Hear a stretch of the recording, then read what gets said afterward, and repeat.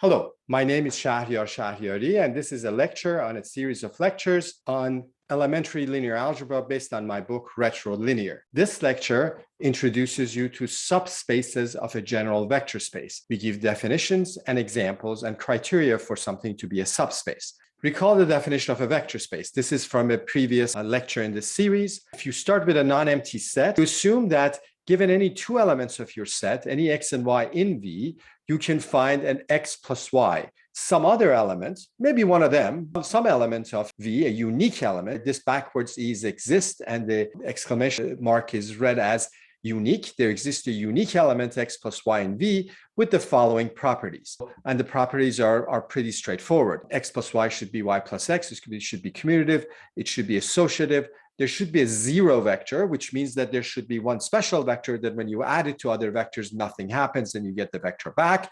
And every vector should have a friend, which we call minus x. And it has the property that if you add it to the original vector, x plus minus x, you get the zero vector. So these are the four properties that addition have to have. We don't really know what the addition is because we don't know what the elements of V are, but there got to be an addition with these properties.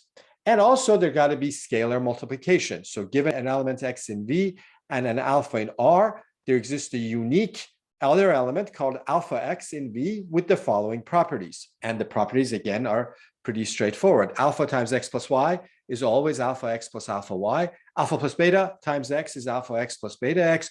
Alpha beta times x equals alpha times beta x. And 1, this is the scalar 1, times x equals x. This is what a vector space is. Any non-empty set with two operations, addition and scalar multiplication, as long as they follow these rules. So this is a pretty general and possibly non-interesting sounding definition at this point, because we're not telling you what the elements are. We're not telling you what the addition and scalar multiplication are. We just say that this is a place, this V, a set that if you go inside, you can play two games. You can play addition and scalar multiplication with the properties. V together with that particular addition and scalar multiplication is called a vector space. And we say vector space over R to emphasize the fact that the scalars are real numbers. Now, the scalars actually can be other things. And in a later lecture, we will introduce what other kinds of things can be used as scalars. And after that, we might have vector spaces over other things, like over the complex numbers or over other so-called fields. A vector is just an element of a vector space. So when I say X is a vector, I don't mean it's something with a pointy arrow on top of it or some other notion that you might have from, so say, a physics class, but rather I mean just an element of a vector space. And so depending on what vector space you're talking about, your vectors might be different things. Examples we have seen, again, this was the subject of another video, are n tuples with the usual addition and scalar multiplication of n tuples is a vector space. Infinite sequences are a vector space. Polynomials with addition and scalar multiplication of polynomials is a vector space. N by m matrices with addition and scalar multiplication of matrices are a vector space. Functions from x to r, where x is any set and r is the real numbers, functions that have domain x and the target set, the codomain is our real numbers, those form a vector space, and the complex numbers form vector space. Now, each one of these is a different vector space with different kinds of properties, but they have some properties in common, and those are the vector space properties we will be discussing in the course of these lectures. The purpose of studying vector spaces is to study all of these and many more examples that we haven't seen yet at the same time. In each of these, depending on which one you're talking about, the notion of vector changes. So if you're talking about polynomials, then polynomials will be your vector. If you're in the world of matrices, then matrices will be your vectors, and so forth. We also use the definition of a vector space to prove some very elementary properties. This was another lecture in this series. We proved that the zero vector is unique. The negatives are unique. The number 0 times any vector is the zero vector. Any scalar times the zero vector is the zero vector. -1 times u is the same as -u. And also, if you have a product of a scalar and a vector equal to 0, the only way that can happen is that if the scalar is 0 or the vector is 0. The way we think of this is that there's a vector space out there. We walk in there and we want to sort of understand it. Do we understand it by focusing on individual elements and saying, well, what does this guy do? What's the contribution of this? What's the fault of that other element? Or do we look at structures? Do we look at structures within the vector space? In abstract algebra in general, in linear algebra in particular, but also in most of mathematics, we prefer to focus on structures as opposed to elements. We want to look in a vector space and see what kind of substructures are there that we can focus on. The easiest thing to look at, or the more natural thing to look at, is to look at vector spaces within vector spaces. You start with a vector space, you walk into a vector space, and then you look at some non-empty subset of V, some elements in V, W. W is going to be some non-empty subset of V. W may be a subspace, maybe not. It will be a subspace if, with the same operations as V, is itself a vector space. So if you just limit yourself to elements of W, and if that's also already a vector space, and we will think about what might go wrong, if that's a vector space itself, then that's a subspace of V. That's a substructure inside the bigger structure. One example we've actually already seen, V, if it's PR, that means all polynomials in X of any degree with real coefficients, and including the zero polynomial, which doesn't have a degree. And then you pick your favorite positive integer and fix it. So you might say n is 47. And then you look at all the polynomials whose degree is no more than 47. So that means polynomials whose degree is less than or equal to 47 together with the zero polynomial. So then W is a subspace of V. We have actually looked at this example before when we looked at polynomials in an earlier lecture. On the other hand, if you look at the set of polynomials of degree n, the ones that have exactly degree n, then that's not a subspace. And the reason for that is that it's not closed under addition. You can have a polynomial of degree 47, another polynomial of degree 47, and add them and get a polynomial of lower degree because the 47th terms might cancel each other out. So that will not be a subspace because in that world, if you add two things, you will not stay within that world. There are some easy ways to come up with subspaces, and there's actually two very obvious ways. So if you have any vector space, V itself is a subspace of V because the way we defined it, we didn't say that the subset has to be proper. It can be all of V, and V is itself a vector space because we already assumed that. So V will always be a subspace of itself. Also, just the zero vector alone will be a subspace also, because if you just look at the zero vector, you can add elements in it, zero together with zero, that's the only choice you have. You can multiply it by scalars and you will always get zero, and all the properties will hold. So the zero subspace is also a subspace. These two subspaces are called trivial subspaces in the sense that any vector space has them, and knowing that a vector space has these substructures doesn't really actually tell you anything about V because everybody has it. Now let's look at another example. Let V be R3. So the vector space, the big vector space is R3. This is the usual physical three-dimensional space. And I'm going to let W be all those elements in R3, elements of R3. Which ones? The ones that look in this form, A, B, 10A plus B, where A and B are real numbers, such that A and B are real numbers. So look at all triples, A, B, 10A plus B. Each one of those is one element of W. Whenever you're confronted with a set like this, you introduce yourself and you want to get to know that set. After introducing yourself, you want to know some of the elements of the set. The best thing to do is to say, okay, let me write down a few elements of the set and maybe a few elements that are not in the set to get a sense of what kinds of things are here. First of all, this is a subset of R3. Every element of W is in R3 already.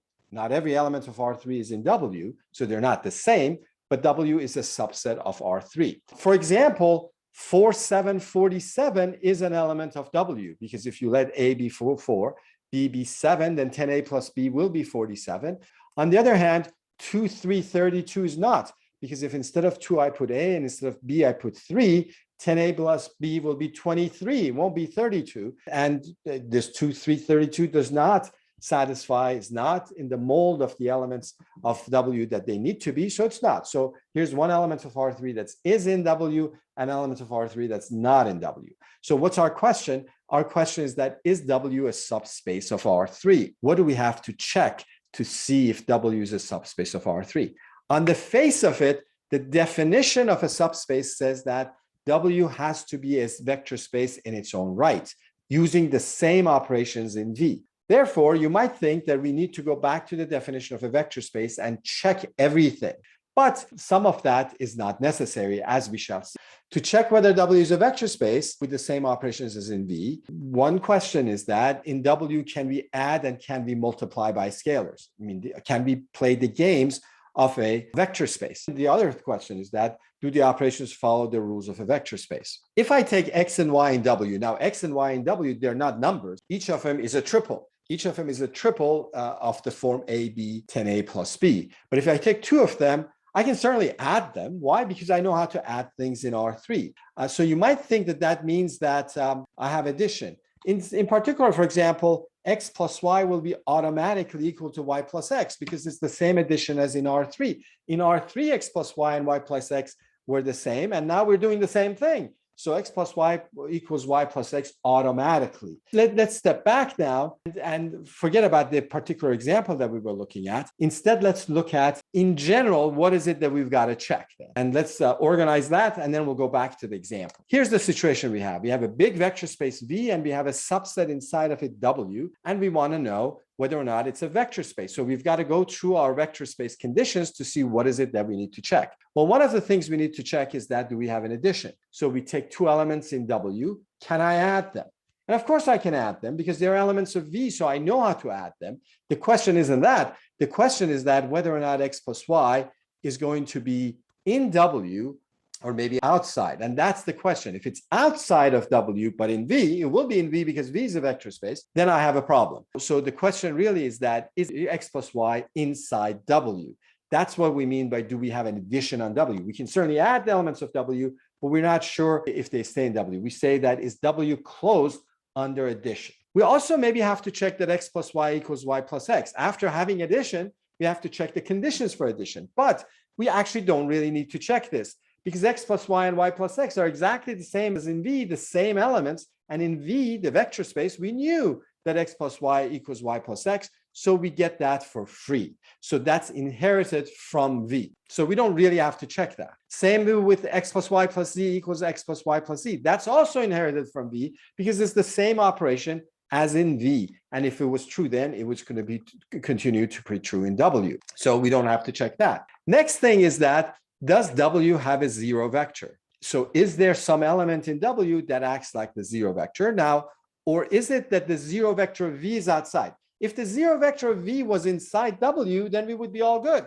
because then that element would be the zero vector for W. And in fact, that's the only thing that could be the zero vector of W. So we have to worry about the zero vector. What about minuses, negatives? That's the fourth condition for addition. So I have X, and the question is that, is minus X inside W or is minus X outside? Because I know there is a minus X and it's unique, but that minus X is somewhere in V, could be in W or it could be outside. If it's outside, I'm in trouble and I don't have a subspace. So I do really need to check whether or not minus X is in W. I'm done with addition and I have to scalar multiplication. So again, the question is that if you take alpha as a scalar and X, one of the vectors in W, is alpha X in W? So alpha X could be in W or it could be outside. If it's outside, I do not have a subspace, but if it's inside, I do. So this is something I do have to check. Now, if I have alpha X inside, I have to check the conditions for scalar multiplication, but do I? So what about alpha times X plus Y equals alpha X plus alpha Y? Again, that's a condition that's already true in V, and both sides are the same elements as they used to be in V, and the same operations. The fact that we now think of them as elements of W is not changing any of those operations. So this is something that's already checked, and we know it's true. It's inherited from V, and we do not have to check it. Same with alpha plus beta times X equals alpha X plus beta X. That's already also true in V. It's going to continue to be true in W. And the same with alpha beta X equals alpha times beta X and 1 times X equals X. So all of those conditions for scalar multiplication don't need to be checked. The only thing I need to check is if it's closed under scalar multiplication, meaning is alpha times X always inside W. To review things I need to check, one is that for any choice of X and Y in W, is X plus Y in W, is addition closed? And the second condition is that, is the zero vector of V in W? The next thing we need to check is minus X in W for every X.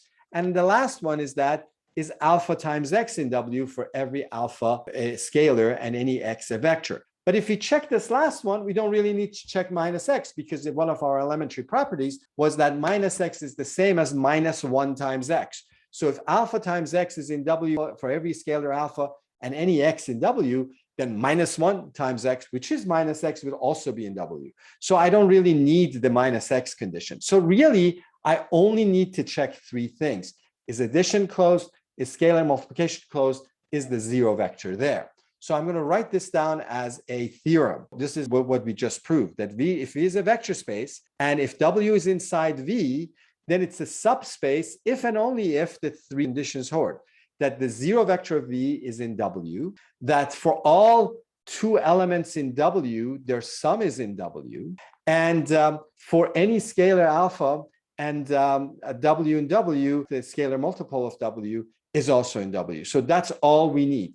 We have to have that if W is a subspace, and if we have those, we will have a subspace, because every other condition of a vector space is inherited by the fact that W is sitting inside V. If you walk in some unknown place where the operations are strange or the elements are strange, and if you want to know if something is a vector space, you have to check everything. You have to show that you have an addition, a scalar multiplication, and then for addition, you need to show that the 4 axioms hold, and for scalar multiplication, you have to show that the 4 axioms hold. 10 things altogether that you have to prove. But if you walk into a known vector space, a vector space that you already know is a vector space, and then you look at a subset and you're wondering if W is a subspace of that known vector space with the same addition and the same as scalar multiplication, your job is a lot easier. Then all you have to do is to check that the 0 vector of the whole vector space is in W, and W is closed under addition, meaning that if you take W1 and W2 in W, then W1 plus W2 will be inside, not outside. And you have to show that it's closed under scalar multiplication. Those are the 3 things you need to show. Instead of showing that the 0 vector is in W, you could actually check just if W is non-empty. That was one of the conditions for a subspace, that W be non-empty. If you know that it's non-empty, you actually don't even have to check the 0 vector is in there, because if you have already proved the 2 closure properties, the 0 vector will automatically be there. And the reason for that is that if the W is non-empty, there's some element W in there. You can't start this argument if you don't know W is non-empty. If W could be empty, then you couldn't start this line of argument. If little w is an element of the set, and if you know that it's closed under scalar multiplication, then you know that minus W is in there. But then you know if it's closed under addition, that W plus minus W is in there. But then that means that the 0 is in there. So 0 automatically follows from closure of addition and scalar multiplication, as long as you already know that W is non-empty. But in practice, how do you show that W is non-empty? Well, you have to show that there's something in it. And the easiest thing usually to show that's in there is the 0 vector. So checking that is probably not wasting any of your time. Okay, let's go back to our example. So V's are 3, and W is A, B, 10A plus B. And the question is that, is this a subspace of R3? Well, is the 0 vector there? Well, what is the 0 vector of V? With V is R3, and the 0 vector is a triple with all zeros. And that is in W because it follows the format. If instead of A, I put 0, instead of B, I put 0, 10A plus B will also be 0, and that's in W. So I'm good with 0 vector. Now, is W closed under addition? So what does that mean? So what that means that I pick 2 elements in W and ask myself, is there some also in W? I know that I can add them, but will that addition end up inside or outside W? That's the question. What are X and Y in W? Each of them are a triple. So X is going to be something like A, B, 10A plus B. Y is going to be something like C, D, 10C plus D. X and Y don't have to be the same, so A and B don't have to be the same for both of them. The rule for W is that you pick anything you like for the first coordinate, anything you like for the second coordinate, but then the third coordinate is determined. These are 2 arbitrary elements of W. Any element you pick from W is of this form, so I picked 2 arbitrary ones, and now I'm going to ask about their addition. So if you add them, I know how to add in R3, so I do that. I get A plus C, B plus D, 10A plus B plus 10C plus D. And the question is that, is this in W? How do you know if something is in W or not? Well, it has to follow the format. And the format is that take the first coordinate multiplied by 10, add it to the second coordinate, you should get the third coordinate. Is the third coordinate 10 times the first plus the second? And so we take the first coordinate of here, A plus C multiplied by 10, and add it to the second coordinate.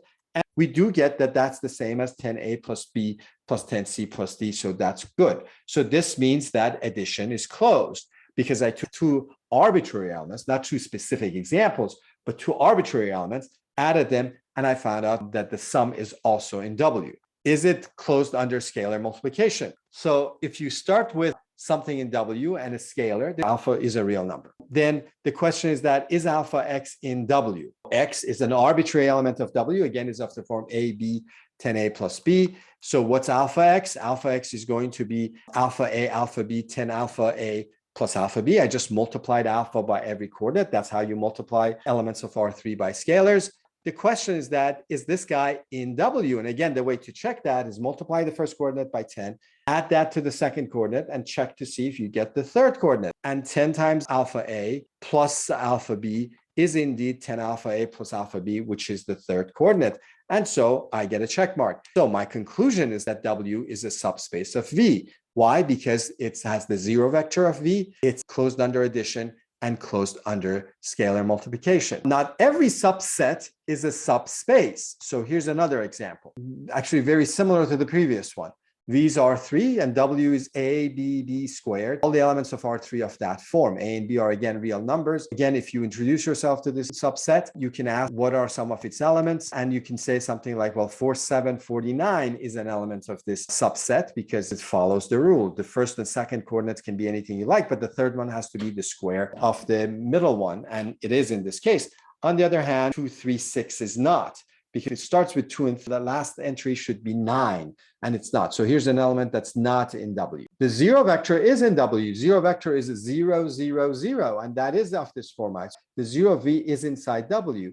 On the other hand, if you look at 4, 7, 49, which was in W, and multiply it by the scalar 2, you get 8, 14, 98, and that's not in W. And so it's not closed under scalar multiplication. And so W is not a subspace of V. It's a subset of V, but it's not a subspace of V. Note, if you want to prove that something is not a subspace, all you have to do is to show that one very particular thing fails. Any particular thing that fails is good. You don't have to do things in general. So as soon as I have one thing that fails, a counterexample, I know that I do not have a subspace. I'm going to ask you, what are the subspaces of R2? The trivial subspaces, all of R2 and the 0 of R2, which is the origin, the 0, 0, those are trivial subspaces. Are there other ones? Well, what if you said, okay, I don't want a trivial one, so I want something other than the 0 in it. So I want the point 3, 6 in it, the vector 3, 6 in my subspace. What else do I need to have? Well, if you have that, then you have to have all of its scalar multiples. So twice it, 3 times it, minus 1 times it, plus 1/2 times it, and so forth. And so you have to have all the points in R2 of the form 3 alpha, 6 alpha, where alpha is a real number, in W. All of these elements of R2 have to be in W. These are the points where the x coordinate is 3 alpha and the y coordinate is 6 alpha. And so these are exactly all the points where the y coordinate is twice the x coordinate. And so that's the line y equals 2x. So that line needs to be in W. But that line, in fact, this set 3 alpha, 6 alpha is already a subspace. It has the 0 vector. It's closed under scalar multiplication. If you take any one of these and multiply it by scalar, you get another one of these. And it's closed under addition. If you take 2 of these and add them, you get something else on that line y equals 2x. And this works for any line through the origin. So all lines through the origin are subspace of R2, and there are no others other than the trivial ones and lines through the origin. Later, we will have tools like dimension and so forth to be able to prove this very rigorously and quickly. We can go through detailed proof right now and prove it. It's not that complicated for R2, but it's not really worth doing that. Again, the subspaces of R2 are the origin, that just that one point by itself is a subspace. All of R2, that's another subspace, and lines through the origin, like this one and that one. Likewise, in R3, you can do an analysis similar to this. You get that the origin alone, R3, all of it, all the lines through the origin, as well as all the planes through the origin, all the planes that go right through the origin, they're also subspaces. They have to go through the origin because they have to have the 0 vector. And those are the only subspaces of R3. I'm done with this lecture. Make sure that you keep hydrated and see you in the next lecture.